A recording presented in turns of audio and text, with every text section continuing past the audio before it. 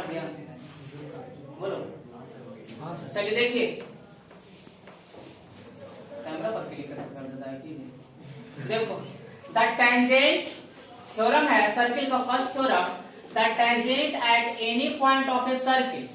मान लेते हैं किसी सर्किल पर कोई टेंजेंट है PQ, जो सर्किल के सरकमफेरेंस को पॉइंट A पे कांटेक्ट करती है, यानी पॉइंट ऑफ कांटेक्ट क्या है, पॉइंट A है on the circumference of a circle. We have to prove OA is perpendicular on PQ। ठीक है, देखिए solution, given a circle COR बोल सकते हैं, COR मतलब सर्किल का नाम C से, और O क्या हो गया, सेंटर, और R रेडियस। ठीक है, कुछ भी हो सकता है। मान लेते हैं कि ये लाइन हम खींचे OB, तब OB लाइन अगर सर्किल को C पॉइंट पे मिलता है तब OC क्या होगा, रेडियस होगा, है ना। साथ में OA भी क्या होगा, रेडियस, यानी OC और OA क्या हो जाएगा जी, रेडियस हो जाएगा। ठीक है, a circle COR। To prove, हमें प्रूफ क्या करना है जी, OA perpendicular on PQ, OA perpendicular on PQ। अब जरा सा थोड़ा सा ध्यान देंगे, हम राइट एंगल ट्रायंगल या परपेंडिकुलर लाइन के बारे में चर्चा करते हैं।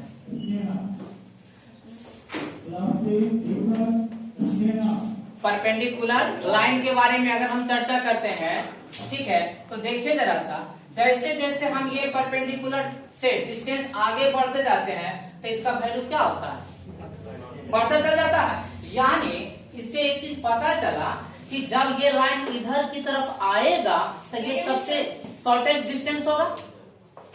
फिर समझे बात, जब इस पॉइंट से इस लाइन को हम आगे बढ़ाते चल रहे हैं, जितना देर दूर आगे बढ़ाएंगे इसका डिस्टेंस लेंथ क्या होगा, बढ़ते चल जाएगा। यानी जब ये लाइन इधर की तरफ, यहाँ जहाँ पे राइट एंगल बन रहा है, राइट एंगल ट्रायंगल की बात कर रहे हैं, जहाँ पे राइट एंगल बन रहा है तब वो डिस्टेंस क्या होगा, सबसे छोटा। क्लास में पहले क्लास में पढ़े थे, क्लास 9 में, है ना, कि जो परपेंडिकुलर लाइन होता है is the shortest distance of any right angle triangle होता है ना। यानी परपेंडिकुलर डिस्टेंस क्या होता है, सबसे शॉर्टेस्ट लाइन सेगमेंट होता है किसी भी ट्रायंगल में। तो यहाँ पर देखिए जरा से, हमको यहाँ पर समझना ये है, हम यहाँ पर कंस्ट्रक्शन करते हैं,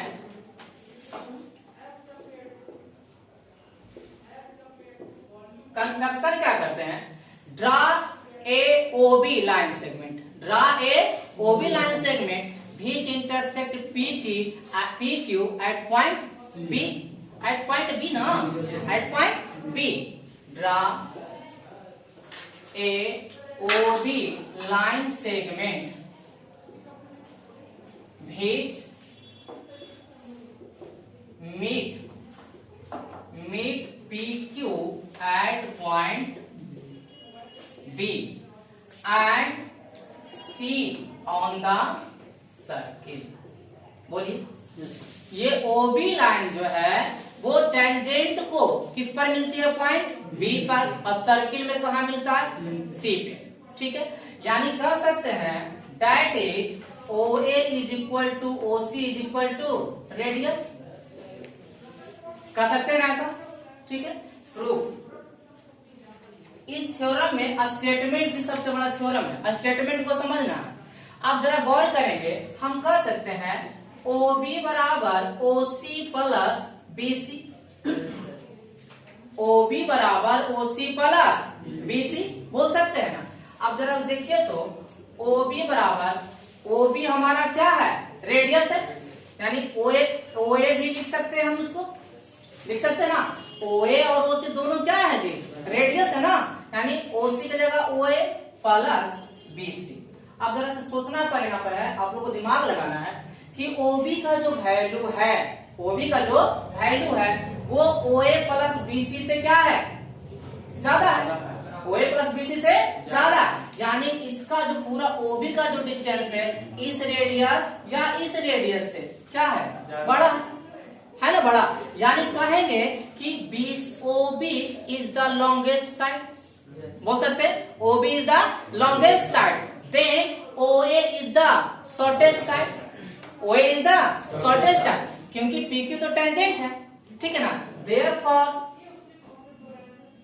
therefore OB is the longest side. Longest side क्यों होता है?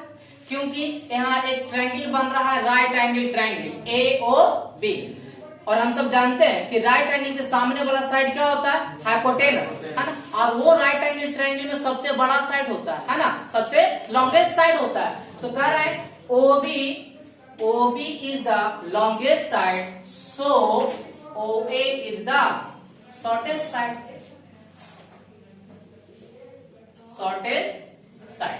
जब ये OA शॉर्टेस्ट हुआ, इसका मतलब ये क्या है? PQ पे परपेंडिकुलर है, राइट एंगल ट्रायंगल के नियम से, ठीक है ना।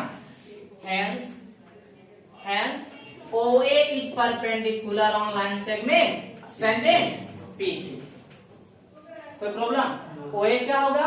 PQ पे परपेंडिकुलर होगा, है ना, जो कि सबसे छोटा साइड होगा, ठीक है।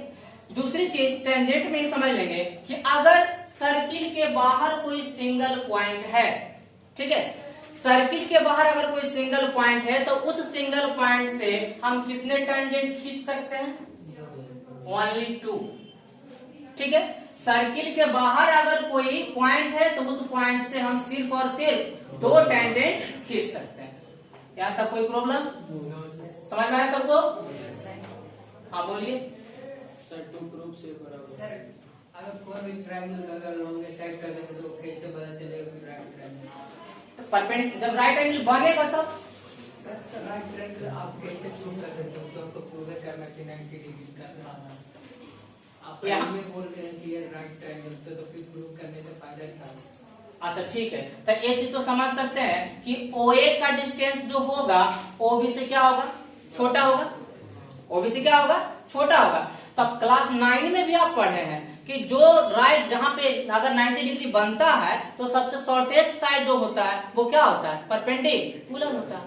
क्लास 9 के प्रूफ में आप लोग पढ़े होंगे कि किसी भी ट्रायंगल में जो सबसे शॉर्टेस्ट साइड होता है वो क्या होता है? परपेंडिकुलर होता है। तो यहाँ देख रहे हैं कि OA क्या है? हमारा शॉर्टेस्ट साइड। अब आप सोच रहे होंगे कि सर AB भी तो शॉर्टेस्ट साइड होगा, तो AB शॉर्टेस्ट साइड कंफर्म नहीं हो सकता है अगर हम OB को और दूर लेके जाएंगे।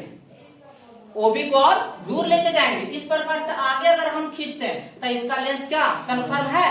नहीं, लेकिन इसका लेंथ तो मालूम है कि ये रेडियस है, इसका कंफर्म ना है, ये रेडियस है। जब ये रेडियस है तो इस ट्रायंगल की अगर बात हम करते हैं तो इस ट्रायंगल में सबसे छोटा साइड कौन हो रहा है? वही हो रहा है। छोटा साइड प्रूव करने से 90 डिग्री प्रूव है। हाँ, जो सबसे शॉर्टेस्ट साइड होगा वही परपेंडिकुलर होगा। लाइन दिया हुआ है क्या? जो शॉर्टेस्ट लाइन बोल रहे हो दिया नहीं, शॉर्टेस्ट कहाँ दिया हुआ है?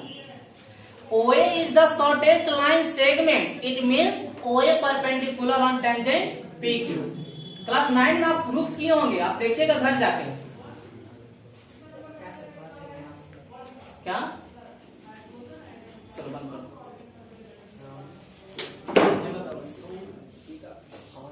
चलो जल्दी लिखो, देखते हो और करवा। अरे नीचे दबाओ ना। हाँ।